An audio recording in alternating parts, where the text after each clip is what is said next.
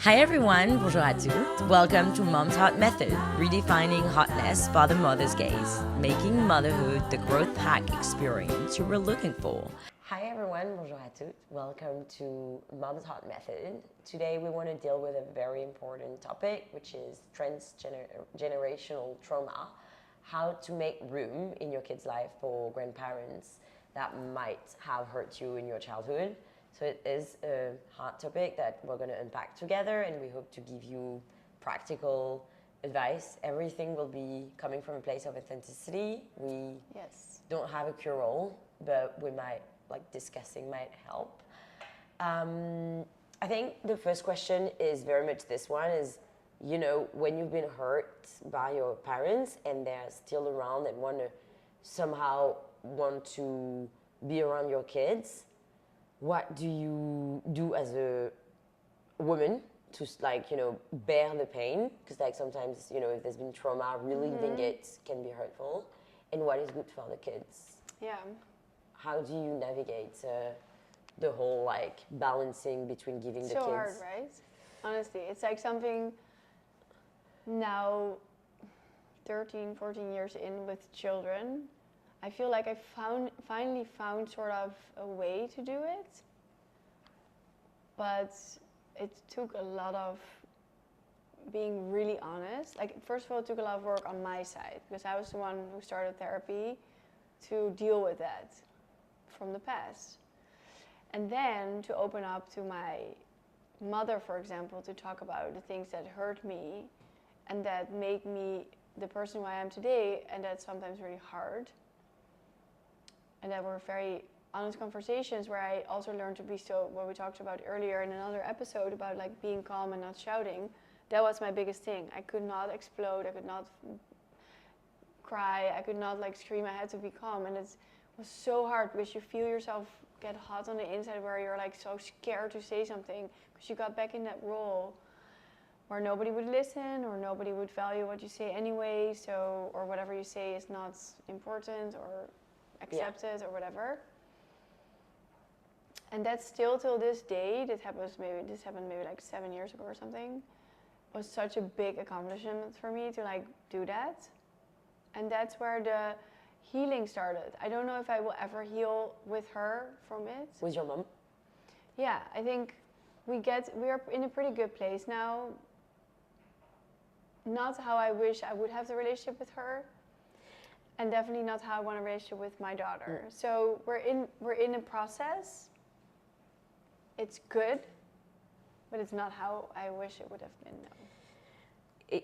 I can relate to what you said about the expected relationship. I think I think there's many steps, in handling a good, at least a healthy relationship with a grandparent.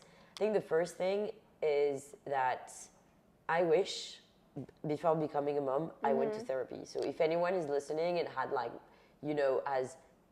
had unresolved trauma, if you can go to therapy before having your kids, it will help because kids, keep you busy and doing all at once. It's not impossible. Obviously, I'm doing it, you're doing it. But if you manage to become a mom, mid-healing journey or even heal, it's just easier.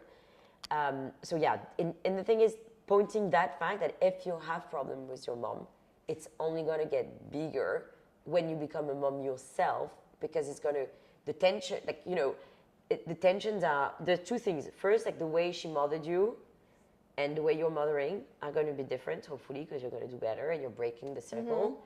So your inner child is going to be suffering because you're going to be well, that's exactly what I wanted to ask you, though.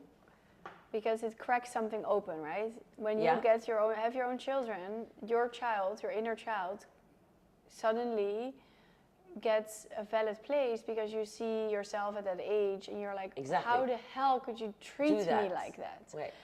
But that's the thing. Before you have children, I never thought about therapy because I just literally put it somewhere in the back of my wherever it was.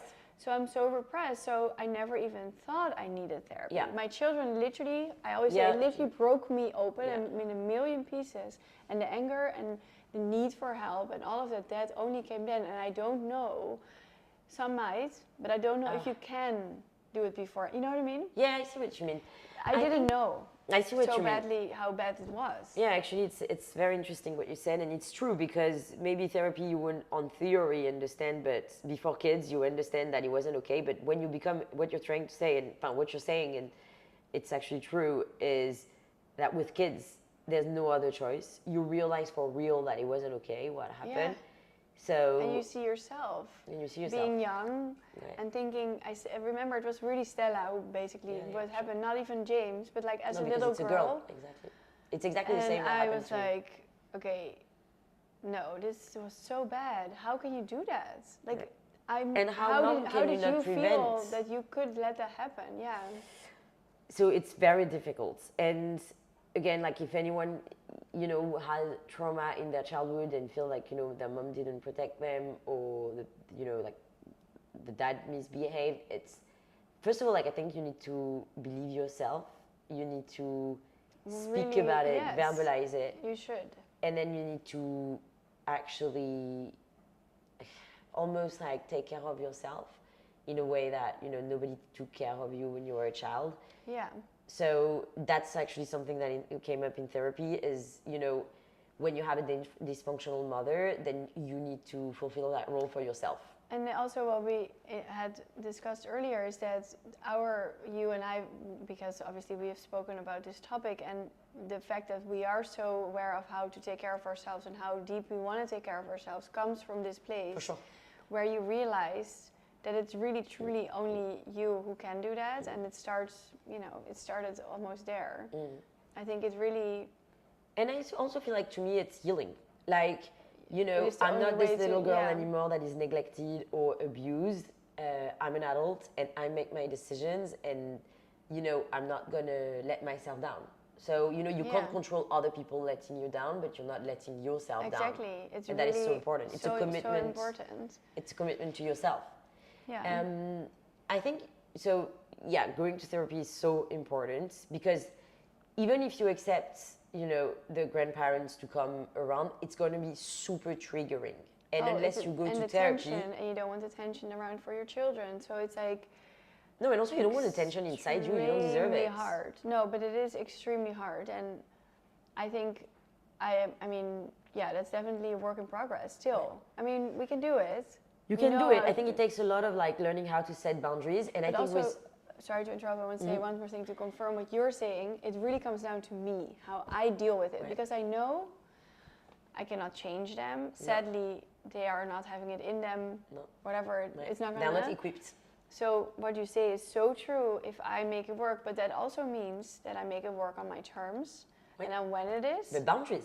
You're setting boundaries came with that, exactly, because that is to me the only way that I can do it. Because if I had to constantly do it, I would be like, I could not either, and we would always argue. But if you find the right boundaries, that is the only way, in my opinion. And you also, I think you need to understand that your feelings are valid per se. You don't need them to validate them. So like, I remember endless like way of making me feel guilty because I didn't want to, I don't know, like, for example, like stay under the same roof because to me it's triggering. Yes. Being with them and so my boundaries is like, hey, I can see you, but you can't just like, we live in big cities, spaces like confined. I'm like, if I'm seeing them, I can't have the 24/7 proximity with them. So it's boundaries. Yeah, that is something I learned late. I wish I learned that sooner because it would have helped so much. And it would also have been great if Thomas had been able to set more boundaries because that's also with your family-in-law, like the grandparents from the other side. Like that actually, before it even brought the stress up with my parents, because that really started when Stella was in an age that I remember things. Sure. And that started, so before that it was more like the in-laws, and I remember thinking that if there was anything that was hard between Thomas and I at that time was not the children, it was the fact that he didn't put the boundaries to the in-laws. And that came, but very late, and I always think that it will always be a little tear in our relationship, because a lot of it happened, and it's crazy because that's how I entered therapy. I couldn't handle my husband having no boundaries with his family and being literally abused by them, like he gets like, you know, his dad is shouting at him all the time. I was so sad seeing my husband like being treated like that and being not defending himself. So it really triggered me, and I was scared that he will never put the boundaries. Yeah, and then you're like, I don't know if I can do this my whole life, and then you go in the spiral and you think, exactly. how? But then I went but to you don't want to divorce, so you're like, how are we going to make this work? Well, I went to therapy and I understood that actually, you know, like it's him and I'm going to work on my own thing, and then I'm going to be so whole and full and happy and loving with myself that you know, and then that's how, when he saw me doing this, that's how he went to, first of all, like he saw me like using the, you know, a calm language and a non-conflictual language. So I was using the word dysfunctional, and that's what less harsh than saying your dad is a douche. You know, before I was like, he's such a douche, and now it's like, this is a bit dysfunctional, don't you think? And he's like, it is a bit. And you know what I do, and that's actually an advice for everyone that listens, is that what works really well with a father is to tell them, okay, so that is what happened, and that's what, you know, is happening to, you know, you or me. What would you say to your daughter if you were the parents? Yeah. And if they see that as a father, they will not do the same to their kids, then they see that is not okay. Yeah. And then they start putting the boundaries. Yeah. No, and it was a big change in our relationship when that came. And I totally see what you say. You say about it will always be a little tear. Yeah, because it was a lot of hurt from it. It is so hurtful. Yeah. Because also you feel like your husband is letting you down. Yeah, and he's not choosing you. And it's really hard. It is so hard. And the thing is, and that's what I learned, is he's not choosing you. He has his inner child. Yes, and he's pleasing. And that also comes from this relationship. So it's like so complicated. But it's also like, it's because to be loved by his parents, which is not the way the parents should love. Your parents should love you unconditionally, and you should not have to do anything. That's so interesting too, because I think it came from a lot of conditions. Of course. So my point is that it's not that your husband is not, that's what I learned. It's not that he wasn't choosing me. Is that you can't want for other people what you don't want for yourself. He wasn't able to, you know, defend himself, so of course he's not going to defend his wife, and also he's not loved unconditionally by his parents, so he's trying to earn the love by jumping through the loops, the hoops. So the second you know that it's not personal, it's not about you. Yes, it hurts because we have expectations. Yeah, and like you have to navigate it once you're in it, then it's really something you doubt. Later now you'd understand, but it took. I'm glad we found a way, and then we did the therapy part, him by himself, I am on my own, and then together, because that helps. Of course. And I also feel like, you know, then, you know, when you work on yourself as well, you can also see how sometimes it's also your triggers. And I feel like, you know, the second I verbalized some things, I was like, okay, I'm mad at my husband because he's not defending me or choosing me. But equally, I have an inner child that was lacking never was defended and chosen. Never chosen. So now I'm like, okay, it's not right, but the fact that it triggers me so deep down is also something I don't want, because nobody should be able to trigger my inner peace so much. So again, like I think the bottom line is like, if you want to make room for, first of all, if there was like real, very hard abuse and you're not strong enough, just press pause. You don't have. That's also very important, because you absolutely don't have to. No, you don't. But you know, like it took me a long time to understand that it was okay not to. Yeah. No, but I had to ask my shrink, being like, but isn't it going to be awful if my kids don't see the grandparents? Yeah, but you have to get to that point. But it's a lie if anyone tells you no, but you have to do it for the grandparents. And no, we absolutely have to not to. It's so funny you say that, because you're so sure about it, but it's like, you see what I mean? There's a lot of pressure. Oh, but kids are not going to have grandparents. Yeah, but those people saying that have no idea what they're talking about. And then I also don't even argue it. You're so right, darling. See, I'm learning from you here. Well, I'm learning from you, so hopefully everyone can learn a little bit from all of this. This is why it's important to share this. It's eye-opening what you just said. It's if they don't know. Like, of course, if they have like the other day, I had like a friend of my parents who actually I opened up about the abuse. I was like, oh, but can you not like come and like see them? I'm sure like your mom would like to see you, while she's not at all condemning the abuse. I'm like, why on earth is this woman thinking that she can pressure me? And then you don't even respond to it. Like, you need it to be like, that person has no right to say anything about it. But also because she there's doesn't no realize- information, and she doesn't know anything. And she doesn't, like, I think it's very hard when you come from like a functional background, and Or you sometimes can't even imagine. exactly, that's what my point. Like they're Yeah. like, oh, it's not. It's No. you know, they don't. What No. you don't, what you haven't lived is harder to Yeah, no, to but imagine. So people can't really understand. Yeah. So don't like sort of like take for face value what they say. And like I asked my shrink, and she said, no, kids need two things. They need truth to a certain level, and love. Yeah.